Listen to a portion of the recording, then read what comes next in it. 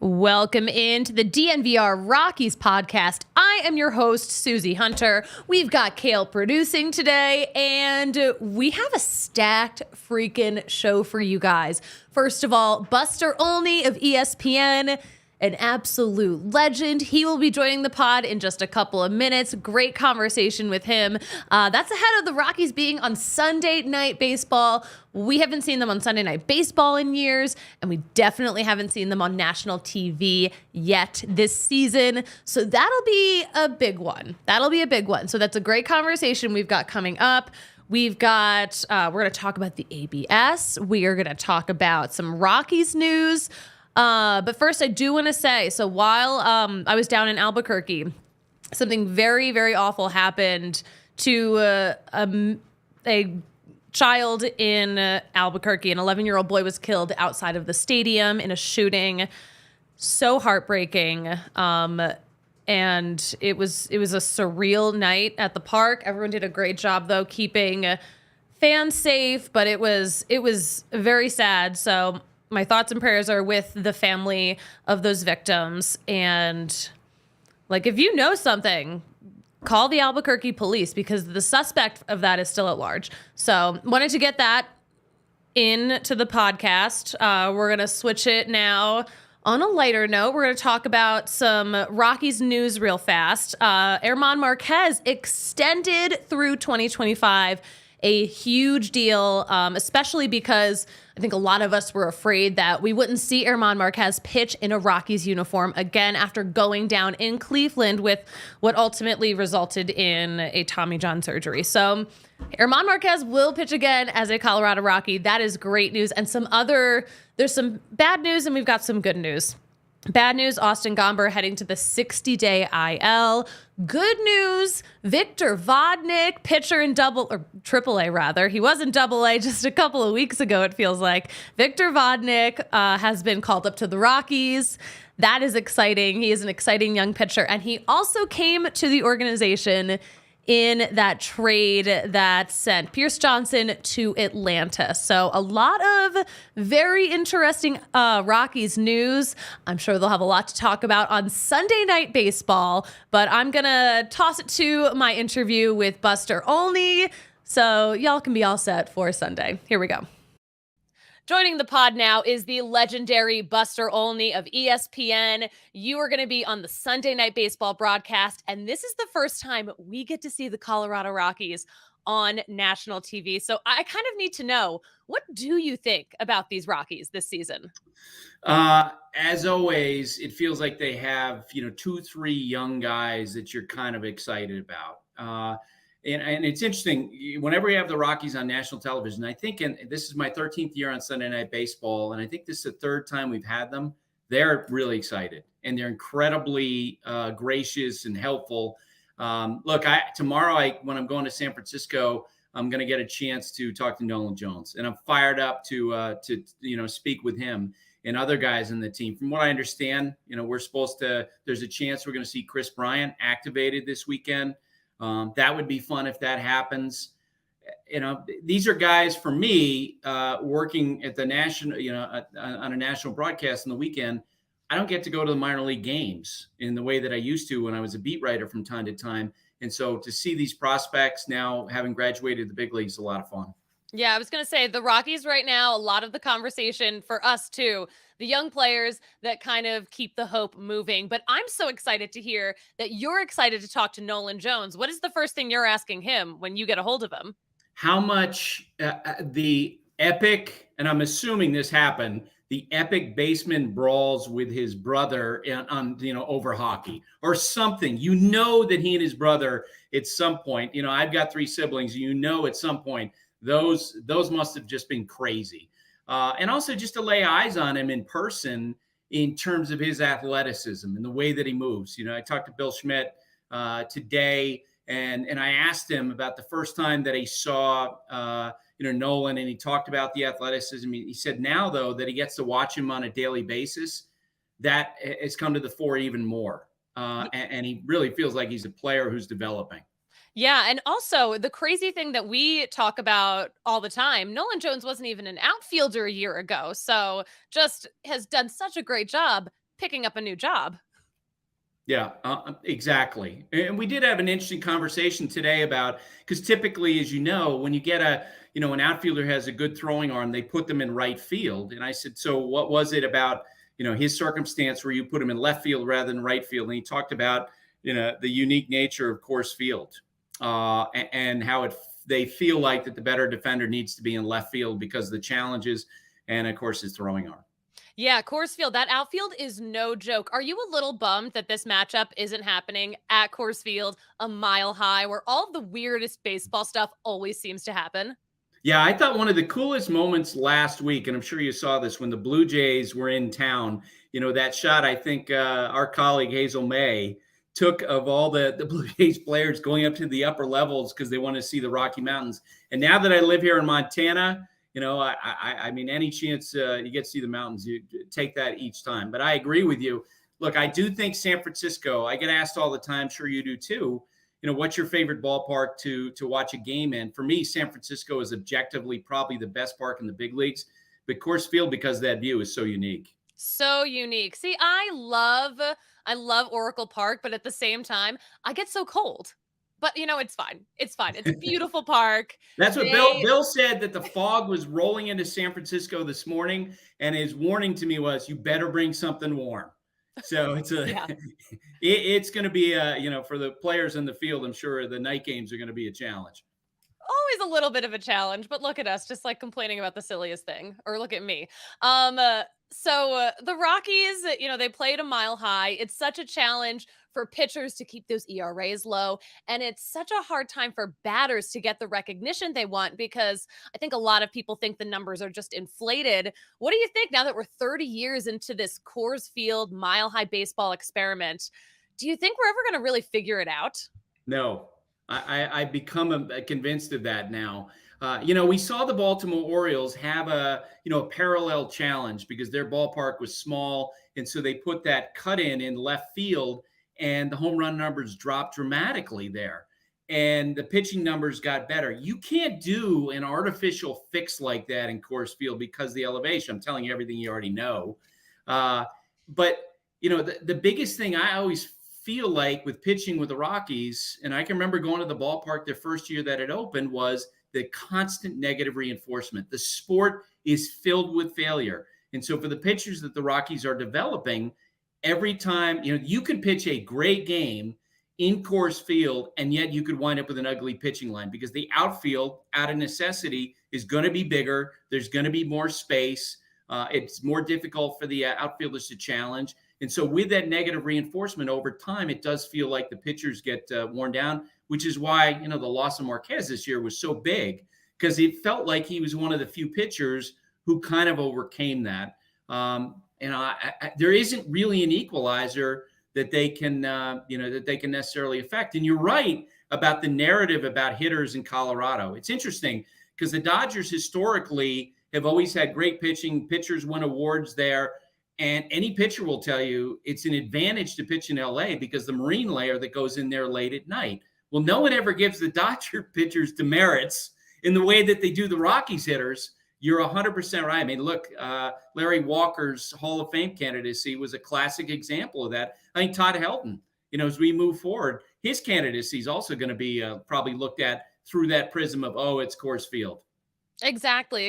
We're working so hard to overcome this. We are always on Twitter trying to get the Todd Helton campaign. It's not fair. There's no doubt it's not fair. I just don't know if it's going to ever change. You know what? It's wild. Are you ready for there's the Mexico series next year, by the way. They're about a mile and a half high. That's going to be a Rockies game too. Rockies Astros. I mean, we saw the Giants and Padres playing that this year. A crazier altitude, even crazier than Coors Field. Right. And the pitchers will go, please, can we go pitch someplace that's under sea level? It's a great equalizer. Yeah, I've had these conversations in the past with Dan O'Dowd constantly about what do you do? And as you know, they've tried so many different things and landing with the humidor. And it's just something that, they will wind up having to pick the right personalities and hope those guys stay healthy.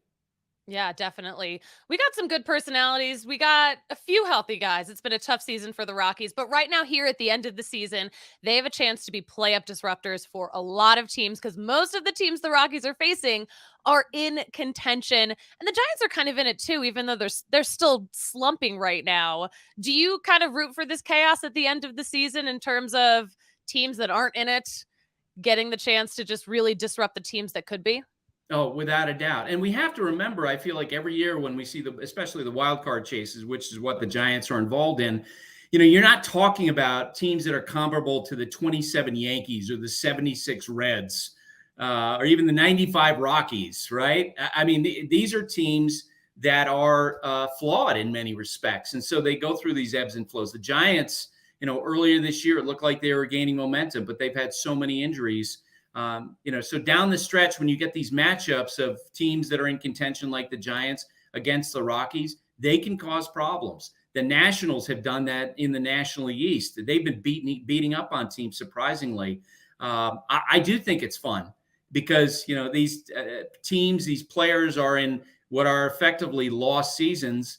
And on a given day, they can cause problems for a would-be contender. The Giants, in some respects, the pressure's on the Giants this weekend because this is going to be viewed as an opportunity for them. And if they don't take at least 2 or 3 in this series, it's going to be looked at as a real bad weekend for them. Yeah, it'll be very interesting. I can't wait to see how it all plays out. That's why we play the game. That's baseball. That's what we all say. Exactly. Before I let you go, what is the first thing you were going to get to eat out in San Francisco at the park? So, boy, high pressure question. Do you have an answer? Because I'm curious, because it feels like you have something top of mind. The garlic fries are my favorite thing at that ballpark. They just get it right. That's 100% right. We, on one of the Sunday night games we did a few years ago, the booth group sent down some garlic fries for me in the game. And of course, what I had to remember, though, was the way I did the post-game interview, I had to fill up with mints going into it. I'll never forget Max Scherzer once. I walked up to him after he had spoken with the reporter. This is when he was with the Tigers. And I said, how you doing, Max? He goes, terrible. I just did this interview, and this guy's breath was so bad. And so, I have now boxes of mints. So if I get garlic fries in San Francisco, there has to be a clear follow-up. All right, you're going to need mints ready. You're going to need some floss ready, too, because you can't go out with any garlic in your pearly whites. Buster, thank you so much for joining the pod. Can't wait to see you on Sunday Night Baseball. Tell our boys we said hello. I'll do that, Susie. Thank you so much. Thanks. New insecurity unlocked. Did not realize players talked about reporters' breath. I hope I've never had bad breath interviewing any of these guys. I don't have a sense of smell. I'm panicking. I do usually have floss on me. Hey, there is no panic when you are using DraftKings Sportsbook to bet on the NFL this weekend because football is back, baby. How did y'all in Denver survive so long without it? But listen, DraftKings Sportsbook, they are here. They are an official sports betting partner of the NFL, and they're giving you can't miss offer for week 1. This week, new customers can get $200 in bonus bets instantly when you bet just $5 on any NFL game. And DraftKings is hooking everyone up with game day greatness. All customers can take advantage of 2 new offers every single game day this September. So check out the app, and that is how you will find out which deal you will get. So download right now, use code DNVR, and use that to sign up. New customers can take home $200 in bonus bets instantly just for betting $5. That's code DNVR, only on DraftKings Sportsbook, an official betting partner of the NFL. We've got a DraftKings pick of the week coming at you in just a second, but first we got to read the disclaimer. Gambling problem? Call 1-800-GAMBLER or visit www.1800gambler.net. In New York, call 877-8-HOPE-NY or text HOPE-NY. In Connecticut, help is available for problem gambling. Call 888-789-7777 or visit ccpg.org. Please play responsibly. And in Kansas, on behalf of Boot Hill Casino and Resort, 21 plus, age varies by jurisdiction, void in Ontario. See dkng.co/football for eligibility, terms, and responsible gambling resources. Bonus bets expire 7 days after issuance. Eligibility and deposit restrictions apply. All right, the pick of the week. Listen, I know we're just talking about the NFL, but we have to actually talk about CU. Pick of the week is for CU to cover plus 2.5. Kale also vouches for this. I put an irresponsible amount of money on this. Kale, we just said bet responsibly. Yeah, but I did not do that. Okay, well, do as we say, not as we do, clearly. But yeah, CU's so much better than Nebraska. The fact that it's only a 2.5, I think the line might have moved a little bit from when I first got it, but I bet it at 2.5. But yeah, I am confident CU wins by at least one touchdown tomorrow. I mean, knock on wood, I'm going to do that. That is, I mean, you can't stop Coach Prime's vibes right now. You simply cannot. I'm so buff-pilled, it's ridiculous. Can we talk about, I know this might be a little ahead of the outline, but there's something going viral that the Nebraska Day tweet.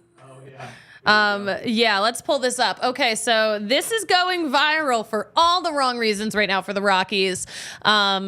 Dave Rich here saying, come on, Rockies, this isn't okay. This is weak. There are better ways to get people to show up at Coors Field.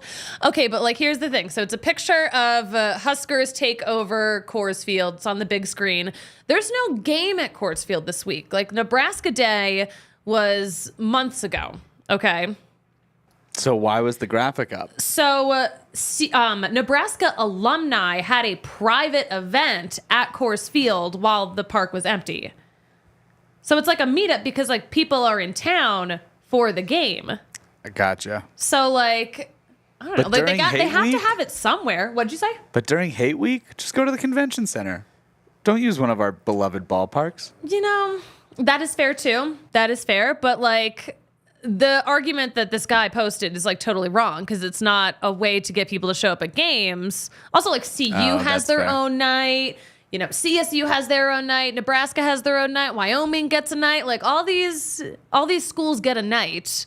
And I guess the Huskers happen to book Coors Field. I wonder though. So my friend Steph actually brought this up in our group chat. If they had this event at Mile High Stadium, would Mile High and the Broncos be getting all this hate? Yeah. You think so? Oh, 100%. Yeah. It's hate week. It is hate week. Plus, it's Raiders week, so it's like a double hate week in Colorado. Did you say hate week or hay week? Hate week. Hay. It's not hay. It's not hay. Because that's all Nebraska is. Well, no, Nebraska's corn. Hay is made of like long grass. Oh. Well, don't they have long grass out there? I mean, they do, but it's mostly corn. It's mostly corn. I'm learning a lot about our beautiful nation, ladies and gentlemen, right here on the pod. You're clearly not from the Midwest. I am not. I have driven through the Midwest. I've interacted with the Midwest. I am not from the Midwest. I'm a city girl through and through. We got a fun weekend of sports ahead of us. We got a fun weekend of Giants and Rockies facing off. It'll definitely be fun. Again, we mentioned Herman Marquez extended through 2025. And I'm pretty excited to see Victor Vodnik. I didn't get to see him pitch at all while I was in Albuquerque. I did ask to talk to him, and it never panned out. And now I'm furious. It's no one's fault. It's no one's fault, but like it would have been cool if you got to talk to him right before he got called up. Like I'm feeling the FOMO. Like I feel it like deep in my soul. You know what I mean? Yeah, you know what I mean. But Victor Vodnik has moved up so quickly. Part of the Pierce Johnson trade with the Braves. We won the trade. Hashtag winning. Hashtag winning. Nolan who? I'm excited that Buster Olney's excited to talk to Nolan Jones, like more than anyone. Nolan Jones is famous. I have an interview with him that we still have to run. That's awesome. I can't wait to see it. Yeah, I know. I'm just like, I'm trying over here. All right. What else do we need to talk about? We need to talk about Ryan Feltner's rehab assignment. That happened in Albuquerque last night. His first AAA rehab assignment on this comeback trail, recovering from his skull fracture all the way back from May 13th. I say all the way back. That's really not that long ago. So he's on a great track right now. He's ahead of, well, there's no schedule for an injury like this, but he's cruising through it. So last night they kept him at exactly 50 pitches, 5-0. He went 2 2/3 innings, faced 12 batters. There was 1 earned run, gave up a handful of walks, gave up some hits, but I mean, overall it was a fine appearance. 1 earned run through 2 2/3. That's okay. But yeah, of course, like gave up a single the very first pitch he threw up there. Very first one. So that is what happened. No word yet on how many more rehab assignments he'll have down there, but 50 pitches, that's a good number to get out there, back on the mound. Rockies, no surprise here. The Rockies are officially eliminated from playoff contention as of Wednesday, the 6th. So after all of the games on Wednesday night concluded, the Rockies were officially eliminated from that second wild card spot in the National League. Any surprises there, Kale? Maybe we were just waiting. Not really. Yeah, we were just waiting. Yeah. First NL team to be eliminated, though, because we know Kansas City was eliminated about a week ago.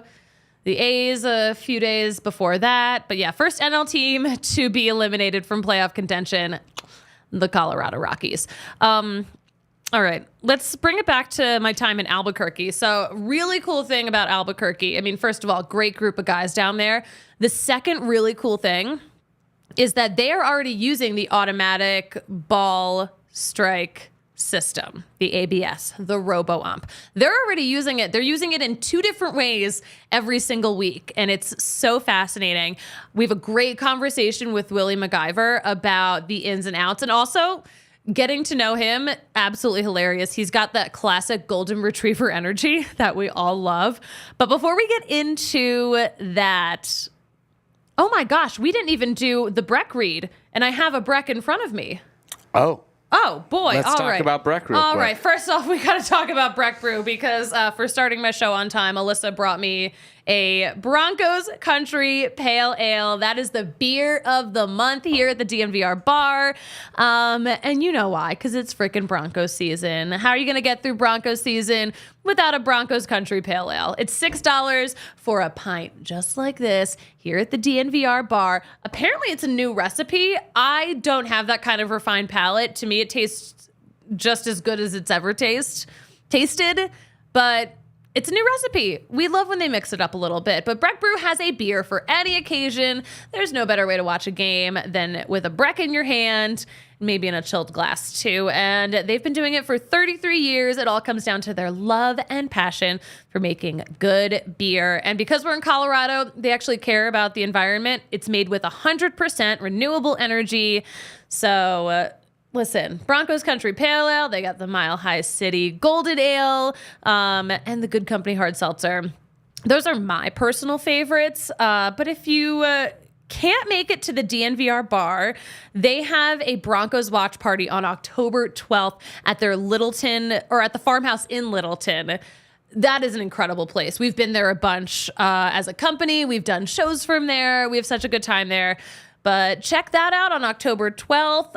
And definitely check out the beer locator at breckbrew.com to find a brew near you. All right, we're going to talk about Shady Rays now, too. I screamed earlier today because I thought I was about to drop my Shady Rays down the elevator shaft because I thought they was just going to go right down the crack. This sounds great. Like, it was such a scream that, like, Kale actually noticed. I told him about it. He's like, why are you so nervous about your Shady Rays? If you break them or lose them, they will replace them because they have the craziest deal or the craziest protection program in all of eyewear. Premium polarized shades, and if you break or lose them, they will replace them. No questions asked, no matter how dumb of a way you lost or broke your sunglasses. I think that would have been a pretty good one. That would have been an all-timer. But the really cool thing, too, you can try shades on in person at the Park Meadows Mall, or you can go to shadyrays.com and scope it out. You can order online. If you do, use code DNVR, you are getting 50% off 2 or more pairs of polarized shades. Such a good deal. Cannot stress this enough. But yeah, head to shadyrays.com. Try for yourself the shades rated 5 stars by 250,000 people. Heading into the weekend, we got to mention Kind Love, our favorite local dispensary. They're the OG Colorado dispensary. They've been doing it since 2010. And if you're not doing the math, that's like 13 years ago. That wasn't last year. But they are known for cultivating some of the highest quality cannabis, authentic genetics, patient grow techniques, highest quality brand in Colorado, fully seed to sale too. That's like farm to table, but for weed. Y'all know about the Turbo Core. You guys know about the Turbo Joint. That Turbo Joint be hitting. It is no joke, but the Turbo Core is cool too. You can take it's like a toothpick-sized cannabis concentrate. You can put it into a joint you already rolled. It slides right in like a toothpick too. So you can buy that. You can get it all pre-rolled in that Turbo Joint. But visit their stores in Cherry Creek or North Denver. Mention DNVR, okay? And you're going to get the exclusive DNVR discount of 25% off all Kind Love flower, pre-rolls, and the Turbo Joint line. So visit kindlove.com and use code DNVR for online ordering from their extensive menu. There we go. All right. So, let's actually talk about some of the comments real fast, because I do want to address Matt Bishop. Thoughts on the insane progression by Jackson Holliday. I mean, I can't say I'm surprised. We know how good Matt Holliday was, and he's got that same it factor to him. So I'm not surprised that he is moving up this quickly. It's super fun. I did see a story, Kayla, I don't know if you saw this too. Apparently, because Jackson Holliday looks so young, he had trouble checking into his hotel in Norfolk, Virginia. Oh, that's hilarious. Yeah, because he does look so young. I mean, he is young, but like he genuinely looks even younger than he is. So funny. He did get his hotel eventually, but kind of a mess. Little messy situation. We are going to preview this Giants series, but first, we are going to talk to Willie MacIver about Isotopes baseball, about the good vibes down there, but most importantly, we got to talk about the robo-umps. Kayla, are we ready to roll that? Yep. All right, here's Willie. Joining the pod now, we have Isotopes catcher Willie MacIver. Willie, how are you doing? How is the season going for you? It's been going well since I came back off my injury. I came back July 1st, I believe, and ever since then, it's just been awesome to be playing again. Like, that's the thing about injuries in general is, like, it's hard when you're watching all your buddies play and you're sitting in the hotel room for 6 hours a day, not really being able to do much. So I'm just grateful that I'm able to play right now and that I feel healthy and everything's good. And It really had a fun time working with this pitching staff and this team in general. One of the closest knit AAA teams I've seen, which has been, it's made it really fun. It's been really fun to be here, really fun to play with this group of guys. The pitching staff has worked really hard, and I've loved to see the strides that they've made. Obviously, at this level, too, you're seeing your guys going up to the big leagues and even sometimes coming back down and getting another chance. So just being able to see the growth that we have with our pitching staff and the work we're putting in every day it's just been awesome. I love that. I've heard so much about how you guys are so tightly knit, how you guys are all such good friends. Who were you kind of closest with in this clubhouse? Oh man, I came up with a lot of these guys too. It's like, Riley Pint, Coco Montez, Aaron Shunk, Michael Tolia, Daniel Cope, Gavin Hollowell. I know he's up right now, but and I know I'm leaving people out. Hunter Stovall, yeah. Jamison Hanna, Winton Bernard, just unbelievable teammates, great friends. Like, we're able to hang out off the field a lot and have fun as a team. And for me, like, personally in my life, like, that's when the best teams are built, is when you have a good locker room. Guys, it really feels like guys are pulling for each other, which at this level can be hard sometimes because, you see a little bit of the business end of things when you're at this level. But I think this team's done an awesome job of being able to kind of look past that and just take everything day by day and have fun together and kind of just make the most of every day here, which has been awesome. And having close friends like that makes the journey and like the grind a lot more fun. So it's been great. That's so lovely to hear. Yeah, I want to talk about, you've had a pretty interesting, I guess, this past year. You were in the Arizona Fall League. You were a spring training non-roster invitee. Spring training, were there any guys who were on this Rockies club that you kind of like learned a bunch from or that you became close with? Who did you like vibe with? Well, Brian Serven. That guy has been just an unbelievable teammate, and as a catcher, he's helped me out so much throughout my career. I mean, I got to know Brian well when we were in the alternate site during the COVID year, and he's done nothing but try to help me out, and he's been just such an awesome teammate and such a great influence on me, and he's so good behind the plate, and just watching him and being able to work with him every day has been a blessing for me. And me and him, I'd say, have got really close over spring training. Like, he's the one guy that stands out for me that has really had a big impact on my season and really my career. That's amazing. Yeah. He's a good dude. Unbelievable guy.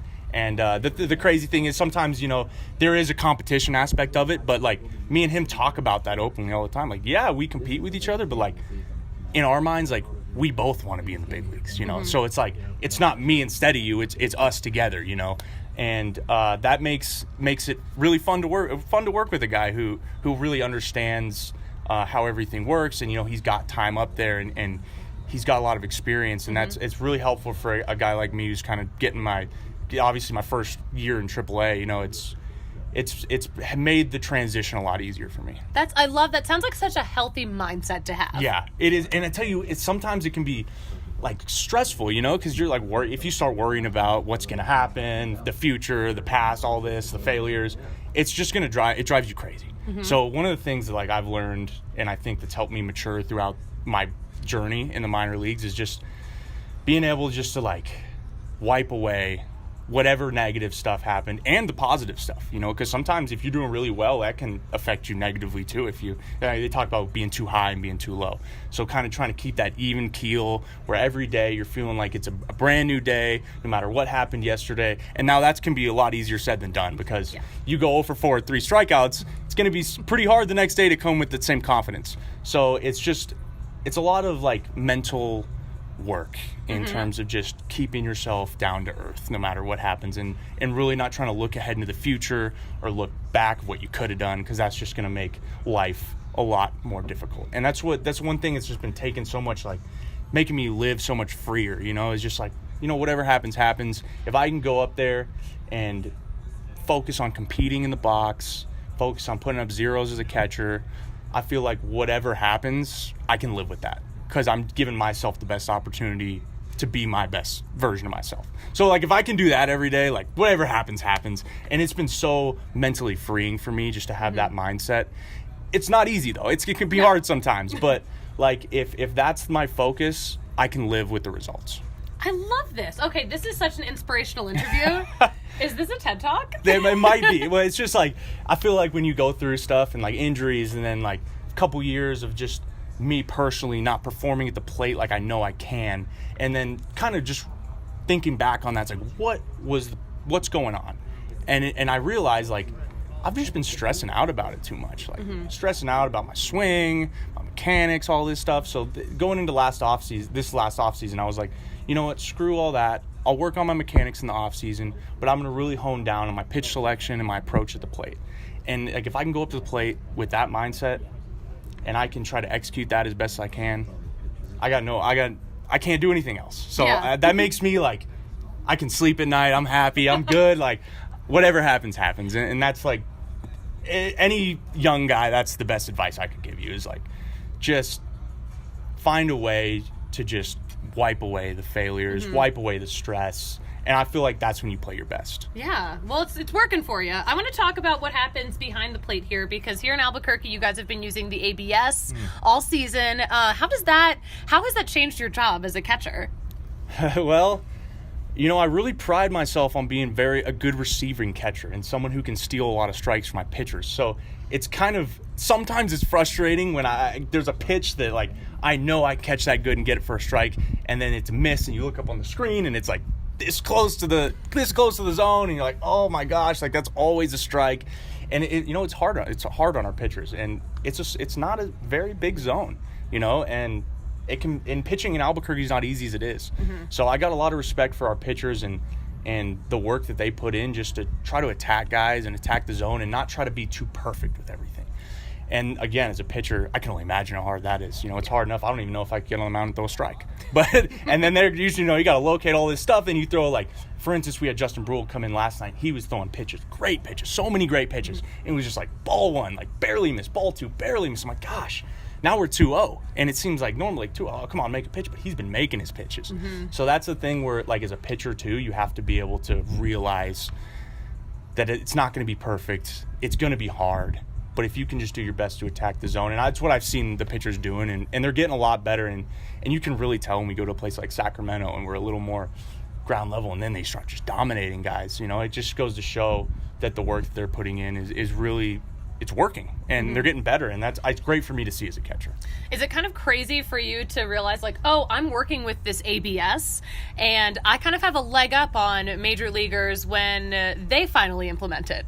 Yeah, a little bit, honestly. And if it is the challenge system, too, because I think the challenge system is really fun. It's exciting for the fans, too. Like, I think that, to me, would be a cool thing to have in the big leagues, because it doesn't take out the entire aspect of being a catcher, because the umpire's still calling the game. Now it's like, if you're hitting or if I'm catching and you disagree with the call, you got to put your money where your mouth is and challenge that.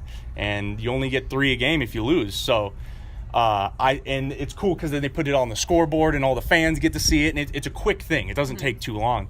And then it's like, you see the ball coming in, it's like, oh, it ticks the zone. Everyone's like, oh, or like, damn, But that's honestly kind of fun. And I do feel like, especially learning the ABS in the first 3 games of a series, you kind of get an idea of what pitches are going to be strike zones. Honestly, it's helped me learn the strike zone a lot, especially as a hitter too.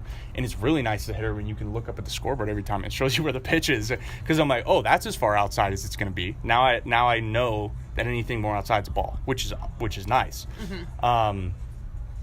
Again, that makes it harder for the pitchers too. Yes. Like this is not easy for these pitchers. So, but I will say as a hitter, it helps you a lot with that kind of thing. But I just think the ABS has been a little weird for us because it's been kind of different at different ballparks. So there's definitely an adjustment. Like each series we go somewhere else and it's like, oh, maybe this ABS is a little higher. This one's a little lower.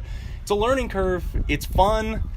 Personally, I prefer the challenge system. Yeah. Because because I don't like having the receiving aspect taken out of the game. Because as a catcher, we work on the receiving, and that's one of the biggest defensive you can have the biggest effect on a game as a catcher defensively from your receiving.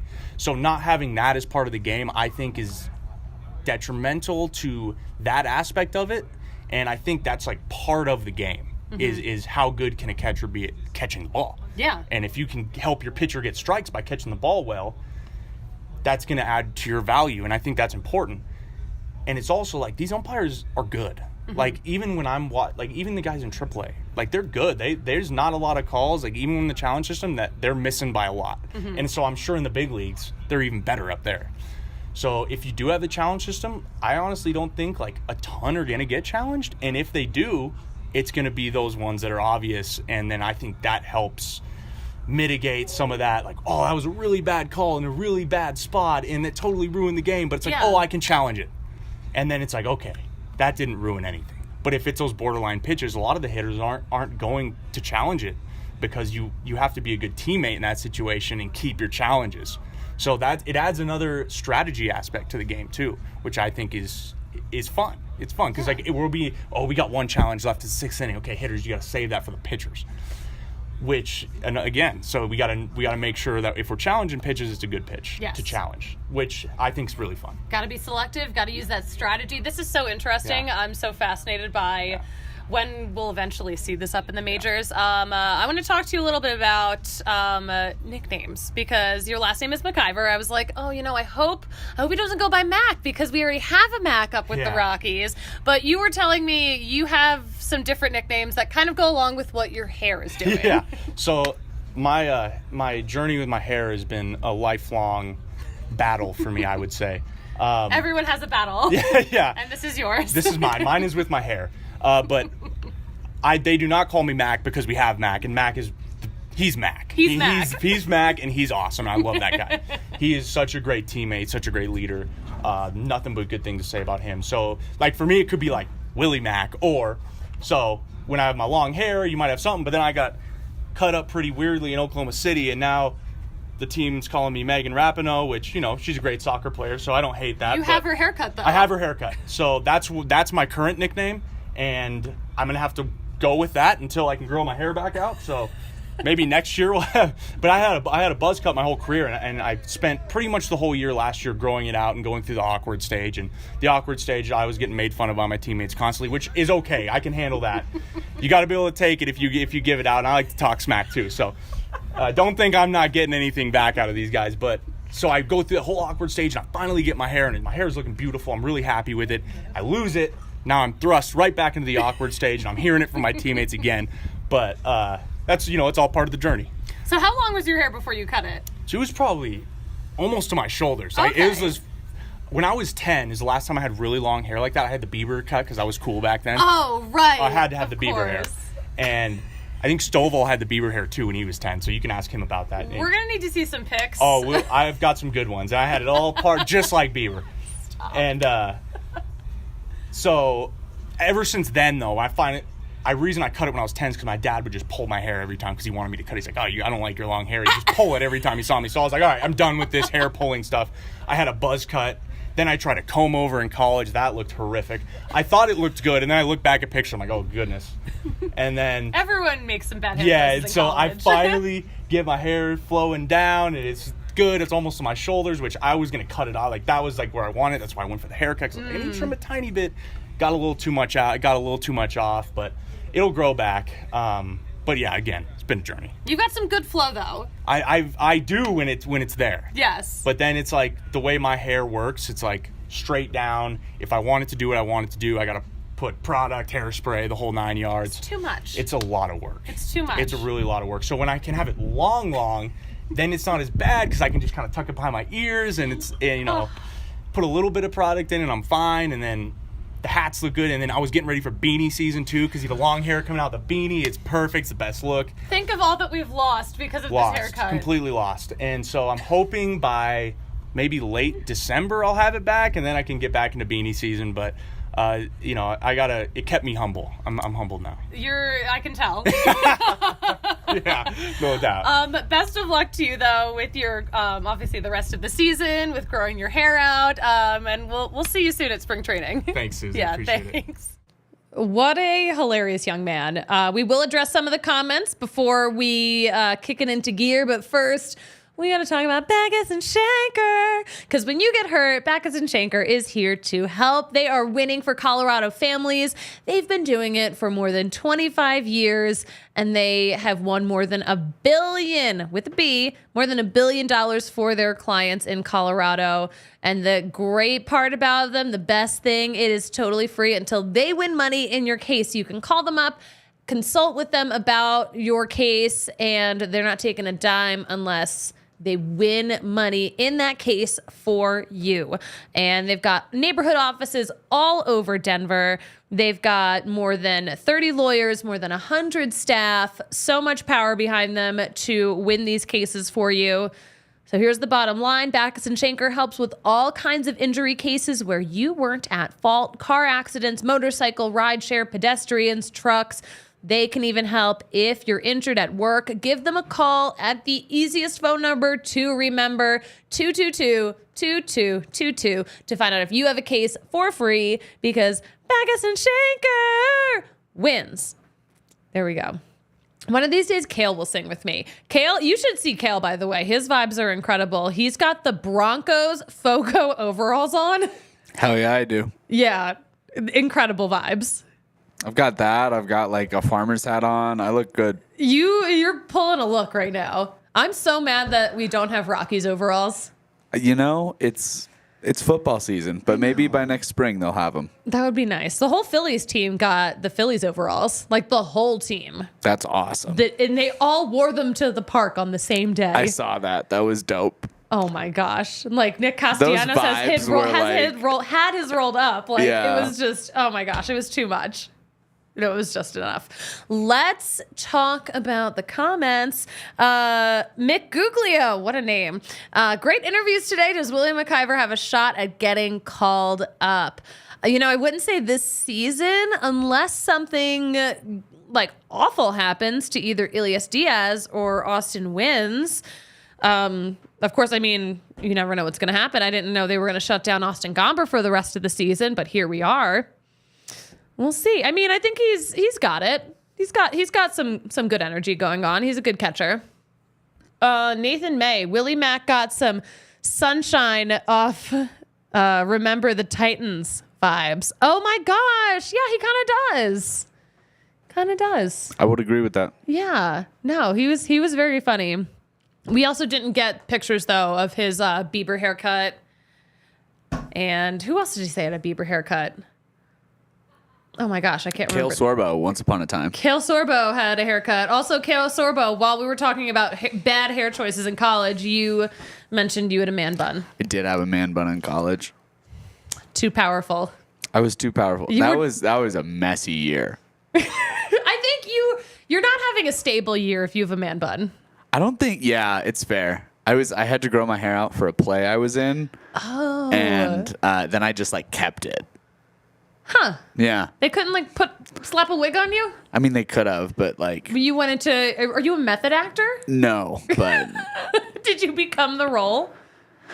Yeah, I did. I had to like grow out my like beard and dye it red. It was a whole thing. Oh, I don't want to see pictures of a red beard on you. I mean, my beard's kind of red. Nah, it's strawberry-ish. Yeah, okay. It's more blonde than anything. Okay, fair. Okay, let's all calm down. Mick Guglio, what a name, by the way. He fits the gracious and helpful criteria the organization values. I mean, the Rockies do like a guy with good vibes. Hopefully we have some good vibes this weekend in terms of this Giants-Rockies matchup. That is all going down in just a couple of hours. First pitch is 8:15 Mountain Time Friday night. Tonight we've got Ty Block on the mound, who's been so good for the Rockies lately. He is facing Kyle Harrison, 22 years old. Young guy. 7:10 Saturday at 7:10 we've got Chase Anderson versus Logan Webb. Sunday, that's going to be 6:10 Mountain Time. That's Sunday Night Baseball, baby. And that'll be Peter Lambert versus, we don't know who's pitching for the Giants yet. We'll find out. Good news, though. Good news for the Rockies. Alex Cobb, who almost threw a no-hitter for the Giants not too long ago. We don't have to face him. He will not, most likely not line up. He's slated to start when the Giants play against Cleveland. So we can all rest easy. The Giants are kind of slumping right now, so that might actually be a good thing for the Rockies. Could be a good thing. Yeah, they're struggling as they kind of fight for one of those wild card spots in the National League. All right, so we're going to be, of course, live tweeting that from the DNVR Rockies account. First, guys, you got to get some tickets for the party bus. We have a Rockies takeover on September 16th. It's a party bus that leaves from the bar, and then it takes you to the game. You can drink all the Breck brews in cans that you can, 21 and up, on the bus on the way to the game. So you're going to be nice and sauced up by the time you get to the game. Good seats, too. Lower bowl tickets. We love those. You get a free appetizer at the bar while we all wait for the bus. So it's kind of like a little party there. It's like a fun way to get a lay of the land. I have to say, like, our first couple of party buses, I made friends on those party buses that I'm still in touch with. Like, I actually believe I've made lifelong friends on this. Happy for you. Thank you. Have you met Eric? I haven't met Eric. Oh, well, you gotta meet Eric. I will meet Eric. Yeah. He actually just moved to Denver with his girlfriend. I can't wait to meet Eric. Came to a party bus so we could make some friends. Well, and it worked. It worked. Well, I'll have to meet Eric on the next party bus. I hope he comes to the next party bus. That'll be fun. But yeah, so that'll be a good time. The link to where you can get those tickets is in the comments. The bar, of course, will be open for Buffs and Broncos this weekend. I think we still got some tailgate ticks. Wait, are they at home? Broncos are at home. Yeah, They we've are at got both home. a Buffs and a Broncos tailgate this weekend. It's going to be a weekend full of tailgating. Oh my goodness. All right, RIP my liver. I wish we had an IV sponsor. Did you press the mic just to nod your head? He's like, eh. I love a Susan Kale show. We're gonna fack it up after this, right? Of course, it's Friday night. Of course, it's a Friday. Listen, we'll be back in studio right before Sunday Night Baseball at 5:00. Christian Saez will join me in studio, so it'll be a Suze and Saez kind of Sunday. As always, you need to follow the DNVR Rockies Twitter account at DNVR_Rockies. We're going to be walking you through all the crazy stuff that's happening here at the end of the season. You can follow me at the Suzie Hunter on all platforms. Kale, shout out where we can follow you. I'm at Kale Sorbo, Kale with 2 L's on Twitter. Or X, whatever you are choosing to call it at this point. No one knows what X means. Oh yeah, my gosh. I don't know. Whatever you're choosing to call it these days. And on Instagram, I'm at Blue Eyes with a Backpack. Follow me on YouTube, too, at Kale Sorbo. You are vlogging now. I'm a vlogger now. You're in your vlog era. I'm in my vlog era. I love it. Guys, please. Oh, wait, we have a party tomorrow. We have a freaking Rockies party tomorrow. I can't believe have I'm a Rockies party tomorrow. ending Come the to show that. before we talk about the Rockies party. We have a game watch party here at the DNVR bar Saturday night. I know a lot of people from Purple Row are going to be there too. So if you want some people to talk Rockies with, if you just want to go out and have a good time, if you want to commiserate with people who just like really know what's going on, the DNVR bar is the place to do it. I'll be there. Patrick will be there. Many other people will be there. It'll be a good time. Okay, now we're going to wrap up the show.